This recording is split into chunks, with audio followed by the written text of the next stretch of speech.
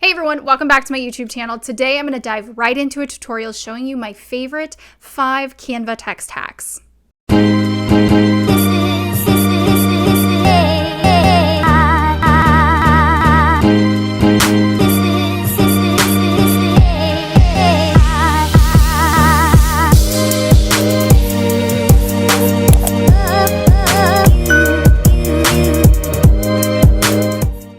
Okay, so the first tip is actually not an actual text hack, but it's something that I think is absolutely necessary before we dive into all of these other hacks. You're going to want to come into your brand kit here and make sure that you have all of your brand fonts uploaded for your headings, subheadings, and a body. Obviously there's so much you can do inside of this brand kit, and you can add whatever fonts you want in there, because what you're going to see is when you come into the styles section, when you're ready to create a design, your fonts are already going to be there. It's going to be so much easier to edit a design and create a design because your fonts are already available. So for instance, if we come over into here and we hit the T button, it automatically brings in a new text box for us. So that is hack number 1, and it's going to be so much easier for you to go ahead and create a design. So as a part of this hack here, let me go ahead, let's grab a template. Let's say Instagram, if I could type today, Instagram post or something. We'll find, how about something like this? So let's say I don't really want to go through and have to edit every single one of these text boxes. I can simply come into styles and click on this, and it'll change all of the heading styles into my headings and all of the body styles into my body styles. And this works for any template that we pick. So anything, doesn't matter which one you select, you can come into here and simply click a button and it will automatically change it. This is going to save you so much time and energy. Again, it's going to even work on the animated ones, just so that you don't have to spend as much time going into each of these text boxes and making sure that you have to change them all individually into your fonts. And similarly, you can come into this text section here and just click to add one of these or scroll through some designs. So let's actually dive into a hack, like an actual, I'm going to give you a tutorial here. So we're going to hit that T button. We'll do something like your text here. And so often I get asked how to do this. So I wanted to show you this one. We come into effects. There's so many different things that you can do with text now. This used to not be a core function of Canva. I'm so glad they added this recently. But let's dive into the curve. So obviously this is a super fun way to add a really fun element to your design, and it's easy to curve up, curve down. And what you can also do is, if you have enough text, let's just do your text here. Let's try that. You can even make if you have enough text, you can make a complete circle. So this is really fun. I use this kind of element, especially on like Instagram stories. So swipe up, maybe for new blog posts or something like that. And you can really play here and make this circle super fun. You can also, like, let's say you don't like the spacing of that, you can redo the letter spacing to make this look a little bit better. But that's just a really fun way of doing some kind of curve element. Now, let's say there are some other fun things you can do with this type of effect. Let's do another your text here. So let's say we want to curve this. Let's bring this down to like 30. And what I'm actually going to do is copy and paste it, or you can actually just duplicate this here. What I want to do is kind of create a squiggle effect. So I can come here and literally hit -30. And now what we have is this kind of fun looking text here. And, sometimes it takes a little bit of adjusting and playing with it. But now this kind of gives like a wave effect, which is super, super fun. Again, you can add this into your design however you want. And you can do this if you don't love the look of when it's a full circle. I use this hack as well. So let's say we want to be able to read it a little bit easier. Maybe let's bring this to right around like 65, and we'll make this one -65. Because let's say you want to be able to read the text on the bottom. This is another fun way. Again, you could put like a circle element in here. You could bring these closer together to make it look like it's more of a circle.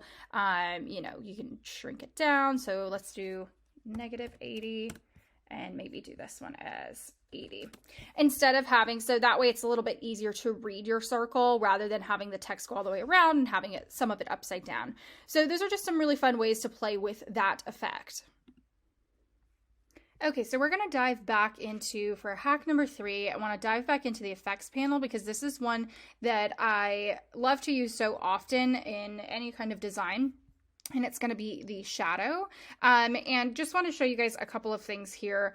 So obviously you can offset the shadow here, meaning how far the shadow is going to be from your text. If you go too far, it's sometimes, depending upon the colors that you use, it's going to be very hard to read. So I like to keep it in that 50 range, but then you get to play around with the direction. So again, depending upon what other elements you have in your design, you know, can make the most sense here. Like if you have some elements where there's like shadows over here, you know, you kind of want to make sure that the text matches.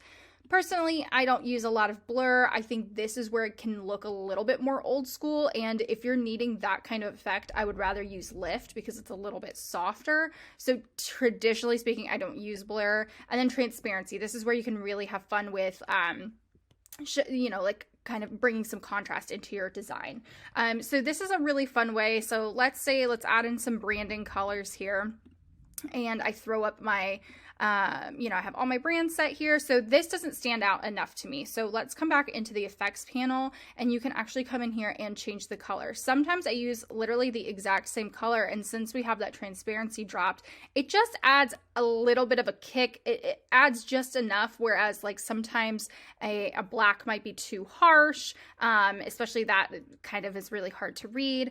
Or I'll just come in with another one of my brand colors to really just kind of keep it very subtle, you know, to just bring a little bit of pop to the design.